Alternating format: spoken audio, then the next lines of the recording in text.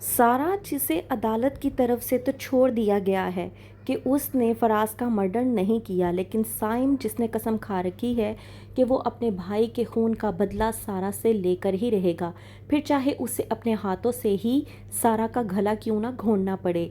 ड्रामे के next episode में आप लोग देखेंगे कि किस तरह से साइम अपनी माँ फरहीन से कहता है कि जिस तरह से हम लोग तड़पे हैं और जिस तरह से हम लोगों ने अपनी ज़िंदगी की आजमाइश को झेला है, बिल्कुल उसी तरह से इन लोगों को आजमाइश झेलनी होगी।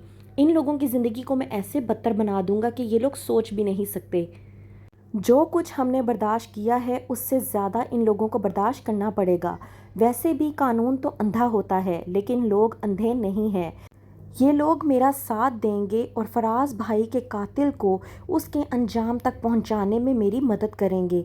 आप बेफिक्र हो जाएं, मैंने आपसे वादा किया था कि मैं फराज भाई के कातिल को सज़ा देकर ही रहूँगा, फिर चाहे अदालत के ज़रिए ना सही, मेरे हाथों से ही सज़ा मिलेगी सारा को।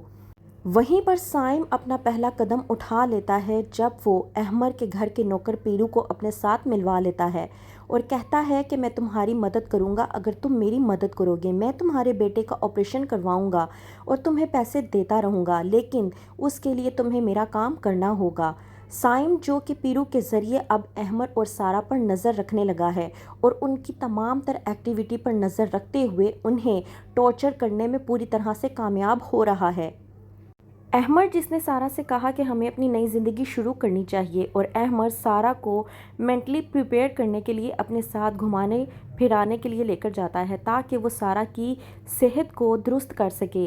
लेकिन इन सब का भी ये नतीजा निकलता है कि पीरू के ज़रिए साइम सारा और अहमर पर नज़र रखता है और उनकी तमाम तर एक्टिविटीज़ की पिक्चर्स लेकर अहमर को गिफ्ट के तौर पर भेज देता है। वो तस्वीरें देखने के बाद अहमर के पैरों तले से ही ज़मीन निकल जाती है और खाली तस्वीरें नहीं, तस्वीरों के साथ अहमर को कफन भी भेजता है और कहता है कि ये कफन संभाल कर रखना, इस कफन की बहुत जल्द आप लोगों को ज़रूरत पड़ेगी। दीबा जब अहमर के हाथ में कफन देखती है तो वो परेशान हो जाती है और अपने बेटे अहमर से कहती है कि देख लो, मैंने तो तुम्हें पहले ही कहा था कि वो लड़का बहुत ज़्यादा ख़तरनाक है। ये लड़की हम में से किसी न किसी को मरवाएगी। खुद तो इसने कत्ल कर दिया है और अब हम लोगों की ज़िंदगी को अजाब बना के रख दिया है। इस बात पर अहमर अपनी माँ दीबा से कहता है कि अम्मी बस करें, इसमें सारा का कोई कसूर नहीं है। आप क्यों हर वक्त सारा को ब्लेम करती रहती हैं? मैं बहुत अच्छे तरीके से जानता हूँ। और रही बात इस साइम की, तो मैं पुलिस में इसकी कंप्लेन लिखवा कर इसे बहुत जल्द अरेस्ट करवा दूँगा। सारा को अहमर तसल्ली देता है और अपने साथ बाहर रेस्टोरेंट में खाना खिलाने के लिए ले जाता है।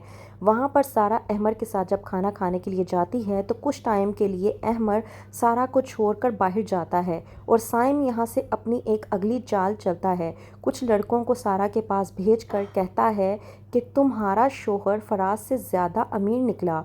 अरे तुम तो एक ऐसी लड़की हो जो किसी और ज़्यादा अमीर इंसान को देखकर अपने शोहर अहमर को भी छोड़ दोगी, तो क्या तुम मुझसे शादी करना चाहोगी? सारा उन लड़कों को देखकर बहुत ज़्यादा डर जाती है कि इतने में अहमर आ जाता है। अहमर को देखकर सारा वहाँ से भाग निकलती है और कहती है कि मुझे यहाँ से ले चलो, वरना ये लोग मुझे पागल कर देंगे। घर जाने के बाद दीबा अपने बेटे अहमर को समझाने की कोशिश करती है तो वहीं पर अहमर भड़कता है और कहता है कि अम्मी बस कर दें। क्या आप जानती हैं कि उस लड़के ने सारा को कितना टॉर्चर किया है कि वो मेंटली डिस्टर्ब होकर रह गई है।